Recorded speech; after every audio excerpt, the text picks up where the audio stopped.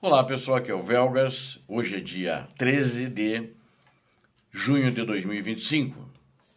Perdas russas atingem 1.340.000 baixas. E enquanto isso, a economia de guerra de Putin caminha para o ponto de ruptura. Quero convidá-los, inscrevam-se no canal. Você que não é inscrito, inscreva-se porque aqui você verá a verdade. Então, convido todos a darem um like também, é muito importante porque assim o YouTube distribui para mais gente e isso fortalece o canal. E também façam seus comentários que são sempre bem-vindos. Muito obrigado. As perdas russas na Ucrânia ontem atingiram um marco enorme e sombrio. Na data de ontem, 12 de junho, 1 milhão de soldados russos mortos ou feridos, nesse número de baixas, durante essa guerra maldita que já dura 39 meses. Embora isso é altamente simbólico, isso não vai provocar uma mudança nas táticas do ditador da Rússia, nas táticas de Moscou ou do Kremlin, já que o ditador prepara mais ofensivas nesse verão e intensifica os ataques de drones e mísseis contra civis ucranianos. É onde ele, de fato, tem conseguido aterrorizar a população e proporcionar, lamentavelmente, baixas de civis, feridos civis, etc. E destruir casas, destruir residências, prédios, apartamentos, etc. O ditador russo Vladimir Putin cometeu um erro estratégico fundamental ao decidir como financiar a guerra. Ele criou um sistema no qual não usa o monopólio da violência do Estado russo para coagir russos a lutar e morrer na Ucrânia. Ou seja, ele não faz um alistamento militar obrigatório, né? Ele não faz isso. Como a União Soviética fazia, né? Como outros países, o Brasil faz, não é um exército de voluntários. Então, na Rússia, na realidade, então, ele tem dois exércitos. Um desse de conscritos, que são obrigados a servir o exército, e esse que está na Ucrânia, na qual já 1.000 baixas aconteceram. 1 milhão de baixas aconteceram. Então, esse sistema é um sistema de uma estratégia que eu acho que não é de nenhum estrategista inteligente, porque ele pode funcionar se a guerra for a curto prazo. Então, ele entrou com 200.000 homens na Ucrânia em 24 de fevereiro de 2022 e não funcionou porque a guerra não foi a curto prazo. E mesmo que 200.000 para você invadir um país de mais de 600.000 quilômetros quadrados, um país que tinha na época 45 milhões de habitantes, não vai conseguir dominar nunca. Por causa disso não avançou. Ele precisa de muito mais gente, mas muito mais gente mesmo. Então, efetivamente, a Rússia tem dois exércitos. Um exército de conscritos e um contratado que luta na Ucrânia. O exército conscrito da Rússia é a força armada permanente do país, né, que está todo ano, ela é 2 vezes que os jovens russos são elegíveis para mobilização, para irem servir o exército, como nós dizemos aqui no Brasil. Uma vez na primavera e depois também no outono é feito outro alistamento militar. Putin assinou um decreto, no entanto, agora em 31 de março, ordenando o recrutamento de mais 160.000 homens agora na primavera, né, que já está acontecendo agora. Mas, crucialmente, os recrutas, por lei, não têm permissão para serem enviados ao exterior para lutar em guerras em países estrangeiros. Esses do alistamento militar obrigatório. Eles não podem ir para a guerra lutar num país estrangeiro. Então, eles não podem ir para a Ucrânia, porque é um país estrangeiro. Mesmo que o ditador russo colocou aquelas regiões na Constituição como russas, mas ele não está cruzando essa linha vermelha porque acha que pode ter problema com o povo dele. Porque daqui a pouco eles resolvem considerar que ali é a Ucrânia, principalmente se um número grande de mortos, de conscritos desses do alistamento militar obrigatório. E o presidente e ditador russo, quando a invasão em grande escala começou, eles atacaram, o ditador atacou a Ucrânia com o que ele chama de militares contratados, militares profissionais que têm alguma experiência e voluntariamente assinam contratos por um período fixo de tempo. Mas não deu certo, e mesmo que o exército dele não parecia ser tão preparado assim. Eles não esperavam que lá tinha um exército, a Ucrânia tinha um exército que barrou eles.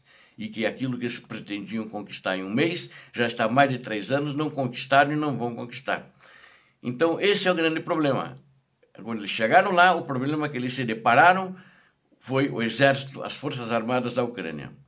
E eles tinham previsto uma vitória rápida, fácil sobre a Ucrânia, iam capturar Kiev já nos primeiros 3 dias, ou na primeira semana, mandaram uma coluna de 60 quilômetros de tanques saindo da Bielorrússia. Essa coluna foi toda destruída a 30 quilômetros de Kiev, ou seja, da capital da Ucrânia. Os ucranianos deixaram eles avançar até próximo à capital e daí destruíram ela ali. Eles não tinham como voltar nem como fugir. Uma, não tinham gasolina. Eles avançaram sem a logística atrás. E aí, quando chegava, vamos dizer, quase nas portas da cidade, né, 30, 40 quilômetros, é próximo, mas não são as portas da cidade, onde não tinha risco para civis, a Ucrânia destruiu naquele momento os tanques dos russos. Então, eles erraram em toda a estratégia, desde o começo da guerra, desde o número de soldados para invadir, e aí eles estão numa situação política difícil, né? A única solução, ele continuou fazendo, pagar pessoas para lutar. E aí que ele levou um número tão grande de baixas, e agora ele estava conseguindo contratar 35 mil soldados até meados do ano passado, por mês, que era o número de baixas, ou seja, mas exatamente, isso não leva a nada, ou seja, morrem 35 mil, ele contrata 35 mil no outro mês, morrem 35 e assim agora está bem menos. Tem mês que é 1/3 disso. Embora que eles estão dizendo, alardeando por aí que não. E eles pagavam para você começar a lutar, cada um ganhava 24 mil dólares. Né? E eles deixavam a maioria com família, e a família daí não se preocupava, porque ela podia usar esse dinheiro para outras coisas. E na realidade, eles, com essa perda entre 35 mil a 45 mil pessoas por mês, eles agora estão num problema que o exército deles está diminuindo e o número de soldados convocados, que eles convidados para serem contratados, é bem menor. Né? Então, de acordo com uma análise séria do economista James Kluge, a conta diária da Rússia, com bônus de inscrição, tem sido de 24 milhões de dólares. O aumento exorbitante das contas decorre em um momento em que a economia russa já está sob enorme pressão, o frio está me travando a boca aqui, as sanções ocidentais e a queda nas receitas de petróleo e gás. As implicações para a Rússia são graves e, sem dúvida nenhuma, os gastos militares aumentaram em 6,3% do PIB, seu nível mais alto desde a Guerra Fria, enquanto o déficit orçamentário continua aumentando de maneira galopante. Para financiar sua guerra, o ditador da Rússia está saqueando reservas, aumentando impostos e cortando programas sociais. Parece que tem alguns países que não estão em guerra e também fazem isso. Saqueiam os impostos, saqueiam as reservas do país, dos cidadãos, né? Aumentam impostos. Sem os gastos de guerra, a Rússia poderia estar em recessão, e acho que já está entrando em recessão. Previsões sobre o colapso iminente da economia russa foram feitas durante a invasão, em grande escala, da Ucrânia, que começou em fevereiro de 22. Mas 3 anos de sanções estão corroendo a estabilidade fiscal do país, apesar de Moscou, desde o início, dizer o contrário. Mas agora implora ao presidente Trump que tire as sanções, e ele está disposto a tirar, mas por enquanto teve um certo pudor e não tirou ainda, justamente porque o ditador da Rússia humilhou ele e não deu o que precisava para fazer um cessar-fogo, pelo menos. Não se fala nem num acordo de paz. Com cessar-fogo, o Trump já tiraria, se não todas as sanções, pelo menos algumas. O crescimento do PIB russo caiu vertiginosamente, né, já que as sanções prejudicam suas principais fontes de renda. A receita de petróleo e gás restringe as importações de componentes necessários para seu complexo militar e industrial, mas o que mais complica para a Rússia justamente são as sanções, que muitos produtos que eles precisam para o complexo militar e industrial eles estão contrabandeando, né? Estão contrabandeando do exterior. Alguém compra, eles trazem de uma maneira contrabandeada para dentro da Rússia, né? Não sei até que ponto a economia russa poderá continuar a durar. Eu acho que talvez no fim do ano capenga, mas ano que vem com certeza ela para, se não parar esse ano.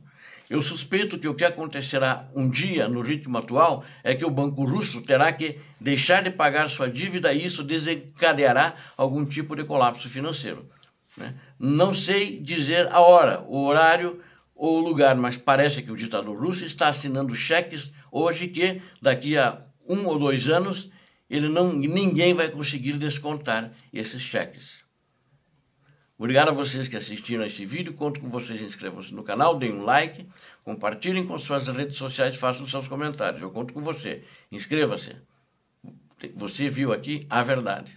Deus abençoe vocês, Deus abençoe a Ucrânia, Deus abençoe o Brasil. Paz e bem, paz para toda a humanidade.